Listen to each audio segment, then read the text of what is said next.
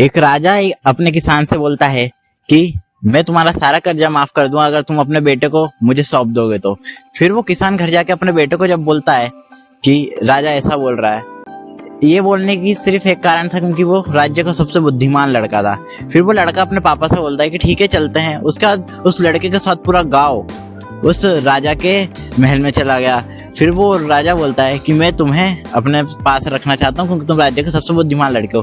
तो वो लड़का बोलता है कि आप हमेशा लोगों को 2 ऑप्शन देते हो, मुझे एक ऑप्शन क्यों? तो फिर वो राजा का सबसे बुद्धिमान मंत्री उसे 2 ऑप्शन देता है। बोलता है एक पोटली में 2 पर्ची रख के ले आता है और बोलता है इसमें से एक पर्ची निकालो तुम, उसमें एक राजा का नाम है और एक पर्ची में तुम्हारा नाम है, जिसका भी नाम आएगा हम उसकी बात मानेंगे। उसके बाद वो लड़का तुरंत समझ जाता है कि मंत्री राजा का घाटा तो कभी नहीं चाहेगा, इसलिए वो समझ जाता है कि दोनों पर्ची में राजा का ही नाम है।